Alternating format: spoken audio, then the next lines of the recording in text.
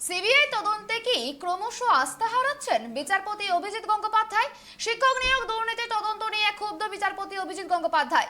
এবার খোদ সিবিআই আধিকারিকদের বিরুদ্ধেই তদন্ত করানোর হুঁশিয়ারি কলকাতা হাইকোর্টের বিচারপতি গঙ্গোপাধ্যায়ের।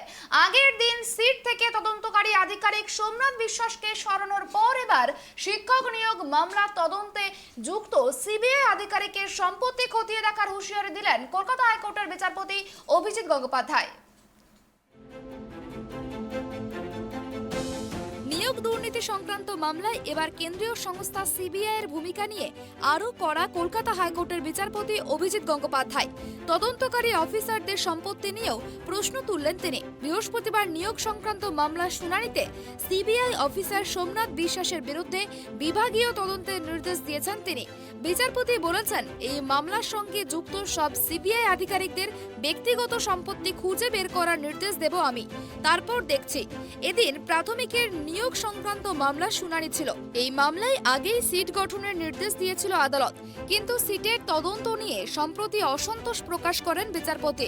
সিটের তদন্তকারী অফিসার সোমনাথ বিশ্বাসকে কিছুদিন আগেই তদন্ত থেকে সরানোর নির্দেশ দেয় হাইকোর্ট। এদিন ওই অফিসার সম্পর্কে বিচারপতির মন্তব্য, কোনো সরকারি সংস্থায় কাজ করার উপযুক্ত নয়। বৃহস্পতিবার সিবিআইকে তাঁর বিরুদ্ধে বিভাগীয় তদন্ত করার নির্দেশ দিয়েছেন বিচারপতি। এমনকি বিচারপতি সিবিআইয়ের পরিবর্তে ব্রিটিশ তদন্তকারী সংস্থা MI5 এর ওপর ভরসা করার কথাও বলেন ওই দিন। তিনি বলেন, তাকে তো দেখছে সিবিআইয়ের পরিবর্তে ইংল্যান্ডের তদন্তকারী সংস্থা MI5 এর ওপর ভরসা করতে হবে। এবার তদন্তের কাজ না এগোলে আদালত কড়া পদক্ষেপ করবে বলেও কার্যত হুঁশিয়ারি দেন বিচারপতি। প্রাথমিক নিয়োগ সংক্রান্ত মামলায় সিবিআইকে রিপোর্ট দিতে বলা হয়েছিল, কিন্তু যে রিপোর্ট দেওয়া হয় তাতে যথেষ্ট জবাব ছিল না বলেই দাবি করেন বিচারপতি। মূলত সেটাই আদালতের অসন্তোষের মূল কারণ। সিবিআই ফের সময় চাইলে বিরক্তি প্রকাশ করেন বিচারপতি। এর আগেও সিটের ভূমিকায় অসন্তোষ প্রকাশ করেছিলেন বিচারপতি গঙ্গোপাধ্যায়।